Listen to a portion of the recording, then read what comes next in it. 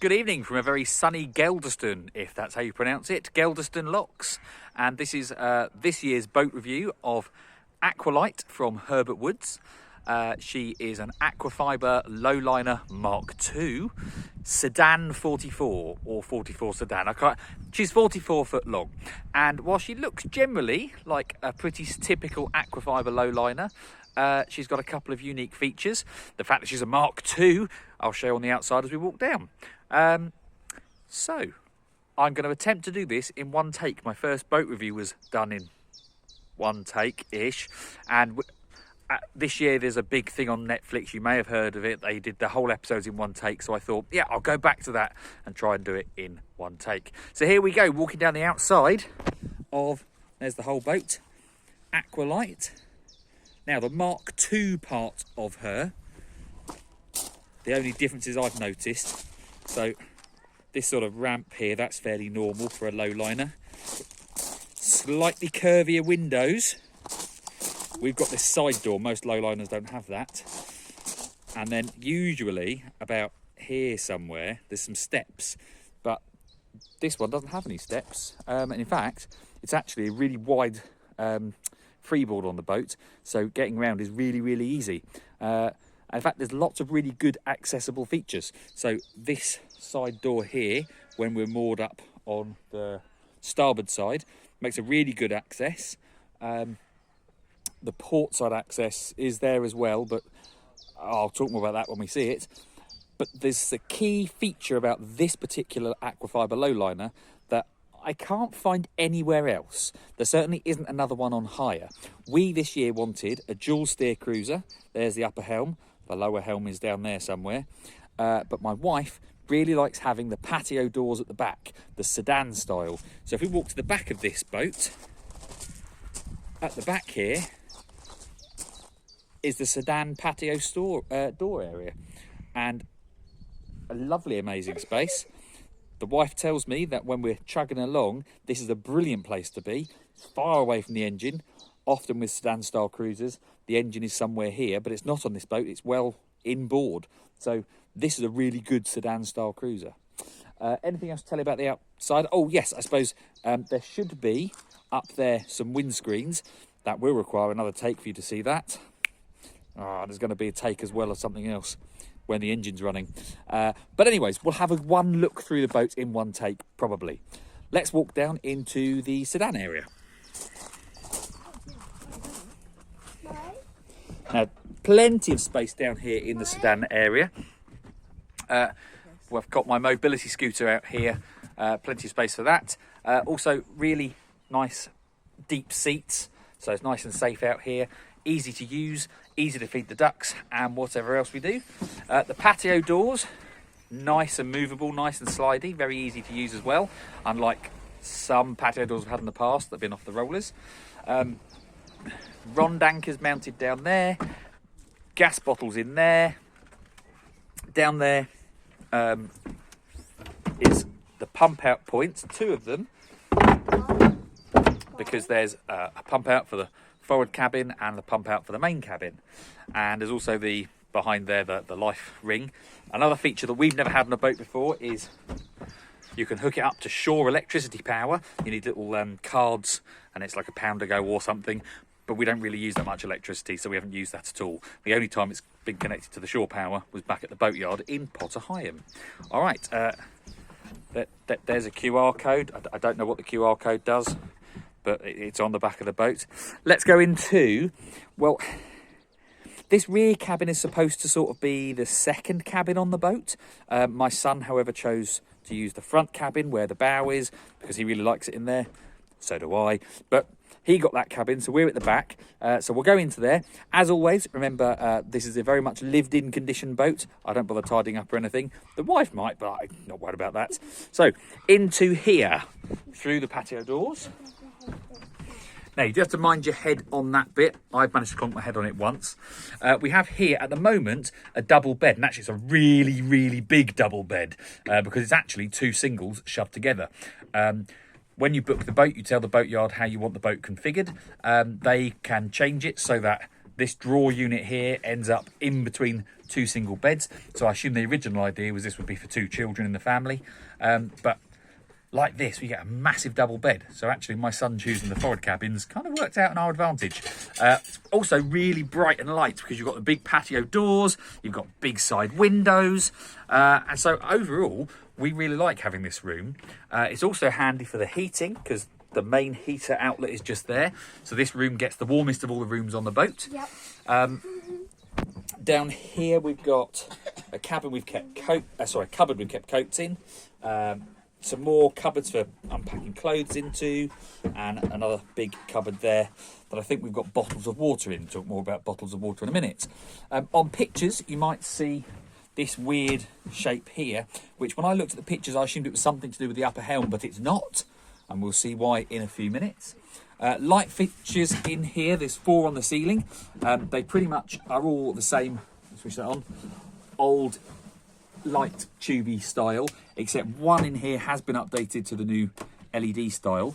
But one really strange thing that I haven't really worked out is behind our junk on the side here is the radio. Now I'm used to the radio being near the helm, but that's fine. But the radio has 2 speakers, one here and one there.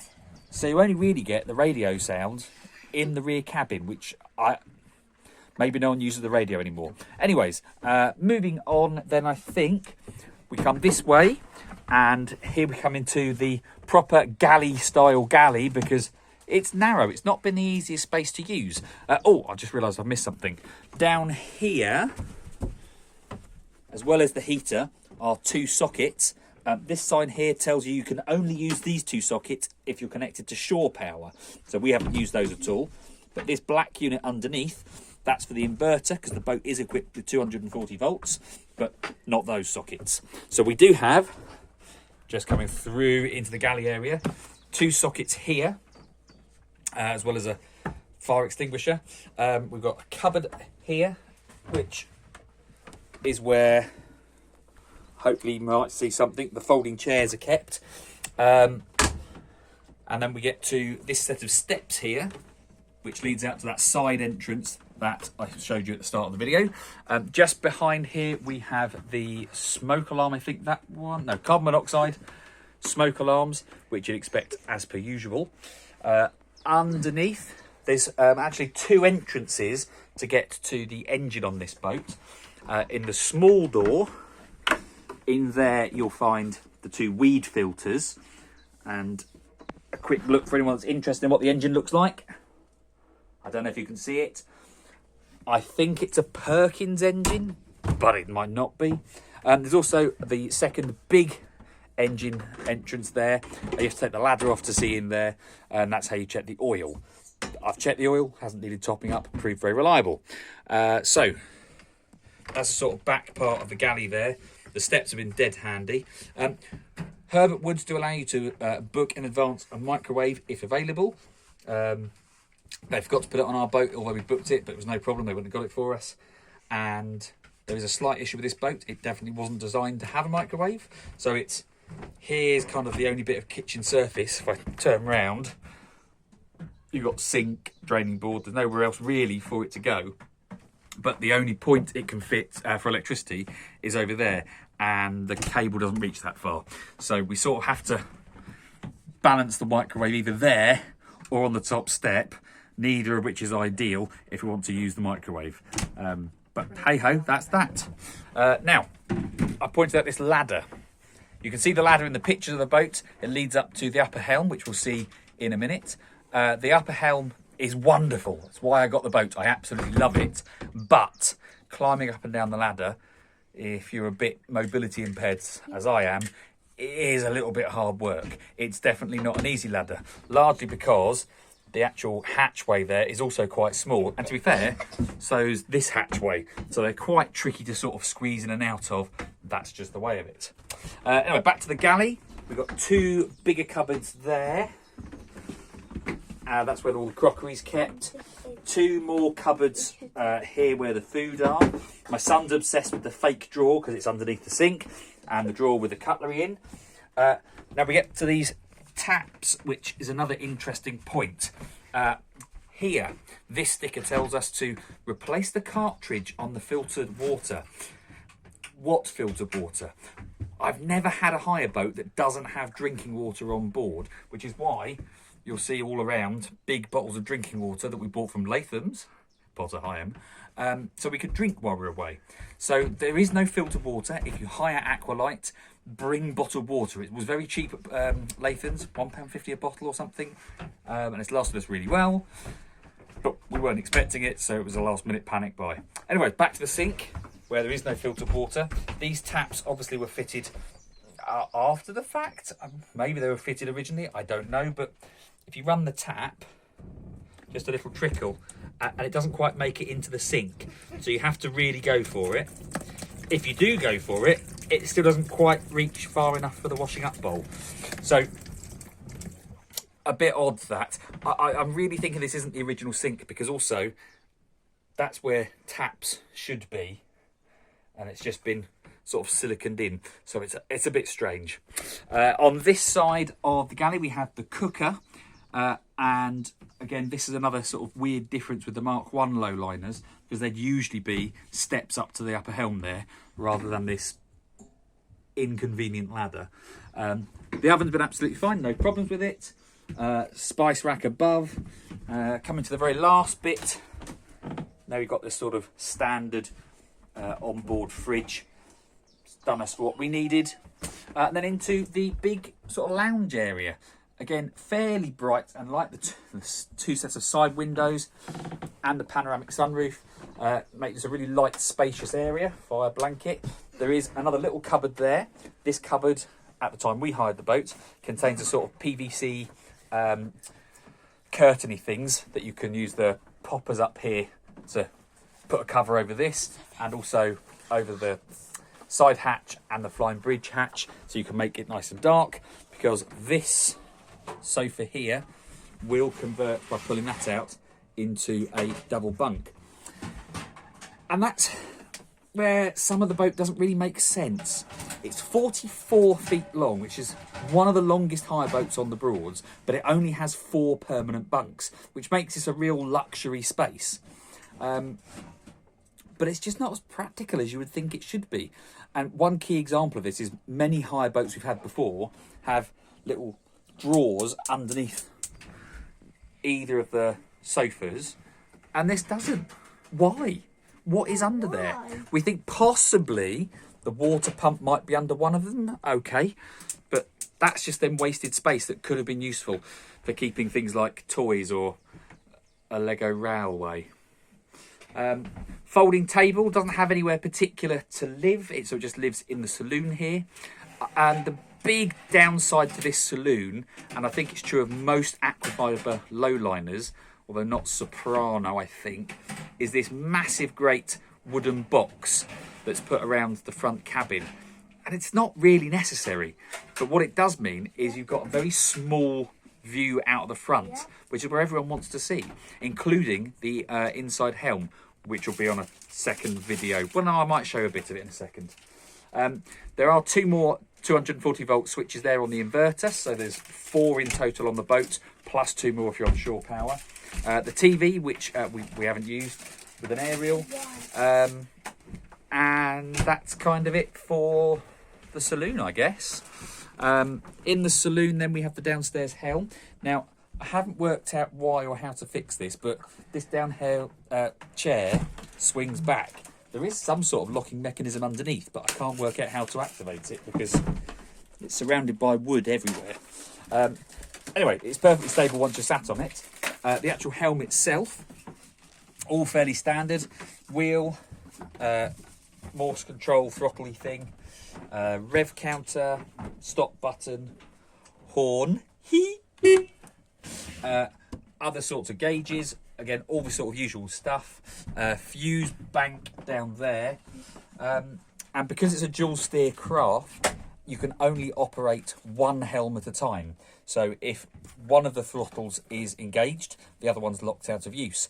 But what we didn't know was that the wheels, they do operate regardless of which one you're using. And I had a very scary moment on a river where I suddenly thought I'd lost all helm control, and actually it was just my son having a go at pretending to drive on the lower helm. That was exciting.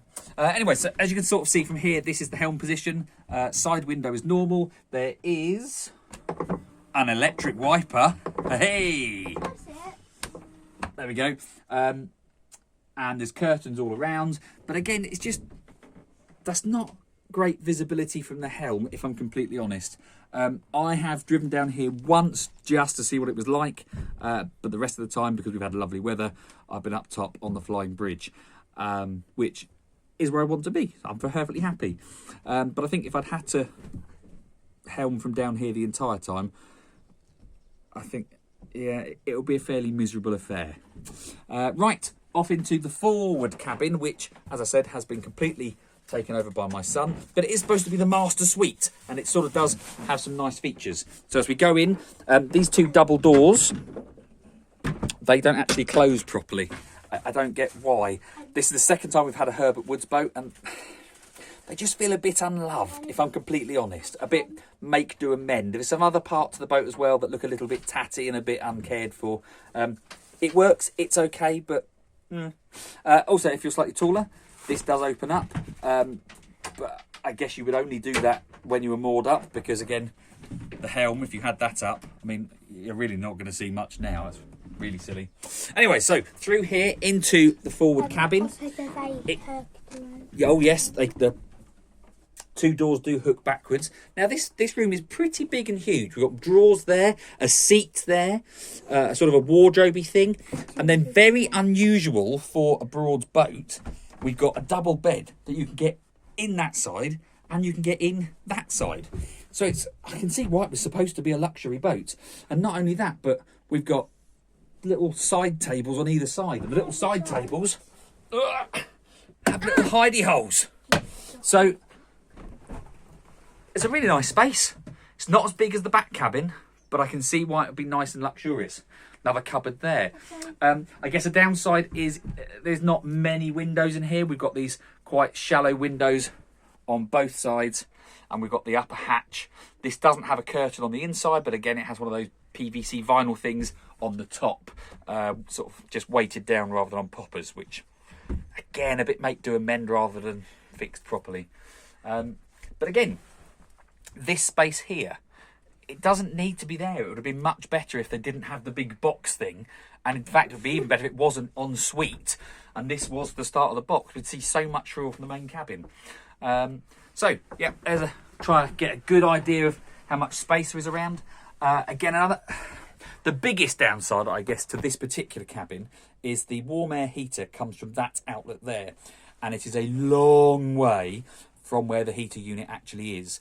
So when that's on, it's like having an asthmatic sort of vaguely breathe on you. And this cabin is noticeably colder than the rest of the boat. So that's a real shame. The engineer had to come out for a particular thing to have a look at the upper helm. I also asked him just to have a quick look at the heating, and he said, oh, it's one of those units, is it? Yeah, you won't get much out of that. So they obviously know it's not quite up to doing the job. Again, make, do and mend attitude, which I just find a bit of a shame. So, anything else to tell you about this cabin? Oh, I suppose I'm probably missing a couple of places, but there's, I showed you the lights in the rear cabin and the saloon are the same, but a couple of places had these sort of bulkhead lights. Most of them. And there's two more over there, oh, hang on, there and there. And then we have a door here off the cabin, which takes us into the toilet area. Very small, should we say, bijou little toilet head thing, this. So we've got the actual toilet, which is quite a nice one. It's got a pedal, so it's got an electric fill and just a sort of trap to open, so no pumping required. Little sink just here. And then there is a shower, but the shower's dangling off the towel rail because the sort of shower hooky thing doesn't seem to actually keep it, or it's broken. So again, make, do and mend, not quite working. But very little small room this, and my son's found it a bit bizarre to have all these steps in the way, and he's completely right. I mean, it's absolutely fine to sit down on, but if you want to stand up and use the toilet, there's no space in there for that. Let's have a look at the main toilet. So we'll come back through here, through the main saloon. There's those lights I was telling you about. Some of them are LED replacements, some of them aren't. Back through the galley, we'll see the upper helm in just a second. And then here is the main family bathroom. So, I'll come around this way so I can see the screen as well. This one's quite big. Nice big space here for the shower, but the shower's stopped at this height, which is better than the boat we had last year, which was Melody, which was sort of more this sort of waist height and couldn't go any higher. This one is at least almost shoulder height. We haven't tried it, we've just used shore facilities, but there's plenty of space in here, which is unusual for a boat. This is the first craft we've had that's had a sink and no big mystery cupboard underneath, and usually there is. And then, I'll come around this way. At the back is then the same sort of toilet, a lifty lever to fill the tank and one to release it. Little mirror just there, window. And actually this one, compared with the front, is quite light and quite airy, really. There's one of those bulkhead lights, same sort of strip light. And then if you remember back to the video, which started the video about 14 minutes ago, I'm going to suggest, there was that weird sort of dip in the master bedroom. And it was because of these. Here's somewhere for you to keep your toiletries. You'll notice we haven't kept any toiletries in there because it follows that sort of weird curvy shape. So you can't stand much up, and I'm a bit worried something's going to leak. Oh, and the last thing I'm supposed to point out is you've got this area here that you can't get your head underneath. And the same thing with the toilet. You can't stand up to use the toilet very easily because that is the seat on the back of the upper helm, the sort of passenger seats. Right, we end the one-shot tour of the boat with going up to the flying bridge. And this is not going to be graceful as I try and climb the ladder. Here we go, everyone. So, through to here. There's the ladder. Now, worth pointing out that on the time we've got it, this sliding door is really tricky to move. Oh, excuse me. Let me put you there as you watch me open the door.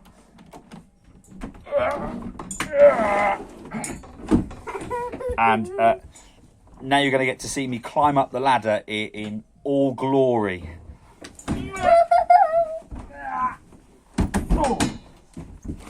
So, that's not especially hard to do, but again, if you do that a couple of times, it's really tiring.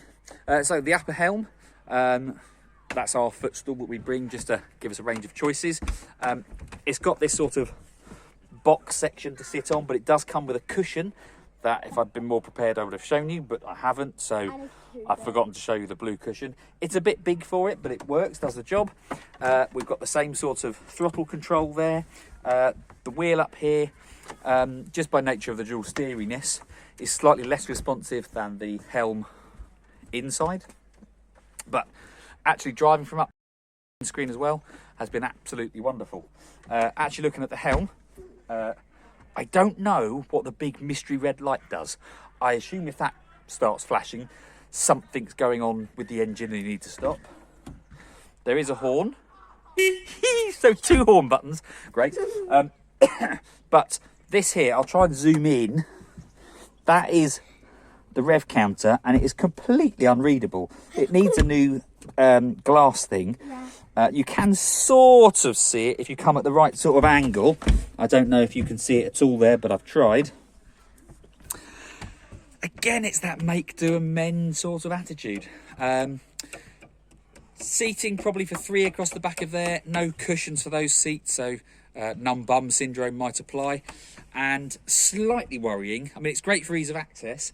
Getting out of the upper helm and onto the side decks is really easy, but I don't want someone sat there without a life jacket on. Over there, yeah, and the helm seat, you're not going to be able to fall out easily, but there just makes me a bit nervous. So, that was my review and tour of Aqua Light. There is only one Aqua Light in the fleet, and as far as I can tell, this is the only boat of her class on the Norfolk Broads. Very few of them built to have both the upper helm and the sedan style back. This is the only boat on the entire Broads I can find. So she's very rare. She has her problems. She's not perfect. Cold down the front end of the boat. No filtered water. A bit tatty in places, but we've still had a really good week on her. And I imagine what will happen now is we'll cut to a scene of us driving along at some point. First little bit of add-on thing then. The engine is moving, so I can show you around. As I said, the train down there gets quite tiresome after several goes. So I found that most of the week I just tend to walk around the outside. So I'm wearing my life jacket to walk around the outside of the boat. Let's hope the old phone doesn't go over the side. Keep one hand on the boat.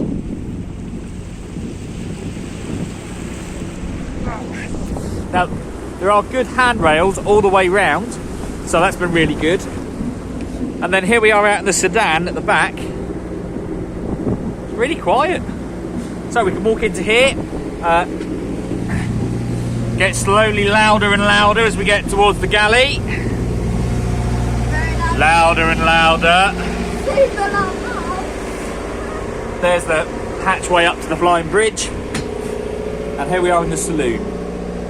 It's probably quieter in the cabin at the back, and I think, to be fair, that's where the wife spent a lot of her time reading and playing games rather than being in here. There's the cushion. We found it in the stern well, but it was on board at the time of filming. It's taken me all week to realise it goes this way round and not that way round. I've helmed from the upper helm most of the week, and this throttle is a little bit sticky, so it goes forward fine, but when you take it off it usually gets stuck until it then goes back to tick over, which has been a bit annoying but perfectly doable. Pull it back to tick over, then start increasing it again. Also in the rear cabin there are switches here and another one over there as well. They control these outside bulkhead lights. I switched it on and thought the bulb had gone, but that's because there's a second light switch just underneath, you can see there. Here in the Galley, down here, that's a heater vent. We've closed it. It helps the forward cabin get slightly more warm air. Not by much, but worth giving it a go.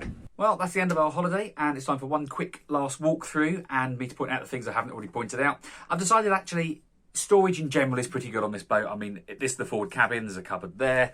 There is an absolutely massive drawer there. Cupboard, wardrobe shelf thing. I think we just struggle because we usually have more space in the saloon to keep toys. And I guess if you were the person sleeping in the saloon, you haven't actually got anywhere to keep your stuff. So that's a problem. But just for normally 4 people sharing the boat, I think the storage is probably fine. Coming back through then, that was the front cabin. Downstairs head. Up into the saloon. Quick note about the boat's speed. It's got to be the fastest Broads cruiser we've ever hired. It does 6 miles an hour at 1400 RPM. And that sounds great if you want to speed through everywhere, but keep to the speed limits. That's what it's all about. And this boat physically can't go less than 3.5 miles an hour on tick over. And that's a bit of a pain. So when I had to go really slow, I had to keep knocking it out of gear. So that's a bit annoying. Anyway, there's the saloon. Through the Galley. I don't know if I mentioned it earlier, but this Galley is really a small space, quite difficult to work in. And looking back, we have the optional extra of the microwave, but actually there really aren't many places to prepare food on the side here. Into the back cabin, I didn't really get to show you just how deep these shelves go, because they go right underneath the gunnels, as do the cupboardy things.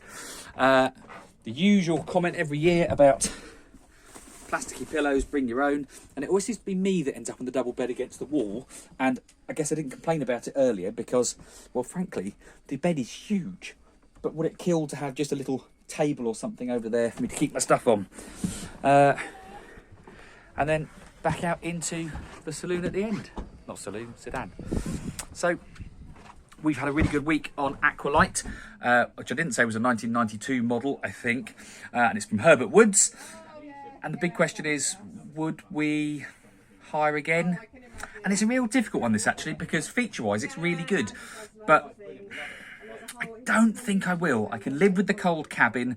I can live with there being problems on the boat, because actually there's always going to be problems. You need to be realistic about that.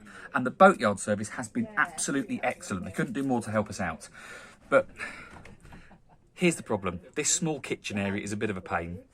And it's taken me all week to realise this set of stairs here, which seems like a good idea, means the oven isn't there, and that means the oven ends up in the saloon, and this is where the stairs should be to the bridge, which would be much easier to climb up than that horrible ladder. So I think for those reasons, it's probably not on a hire again list, but it's been really good fun. And that side door, it's not needed. You can get on and off from the Sedan so easily. So it feels like an own goal from the boat builders.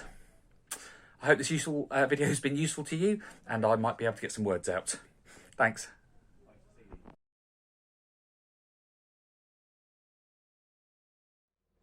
A couple of last minute realisations, and there'll be more. Firstly, this Norfolk Broads hat of mine has got really faded over the years. Probably time to wash it or try and find a new one. But up here on the bridge, we had lots of rain last night, and this area it is like a paddling pool for birds, so that's not draining very well. So if it rained a lot, you probably couldn't use that space for anything other than maybe a mug or two. Another thing I couldn't quite get in the one take is it hadn't rained all week, but on our very last night it is now pouring down torrentially, and I've got to manage every window.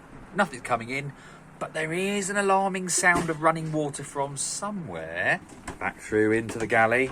To be fair, you get a little bit of splashback off of here, but it's nothing serious. That's fine. But into the engine bay, move the ladder out the way, and way, look at that! It's like having your own personal indoor shower. So I would imagine that's not going to cause us any problems. It's not really falling on the engine. However, the engineer said, and we've spoken to the engineer a lot this holiday, the engineer said there's plenty of space in there, nothing to be alarmed about. So we won't.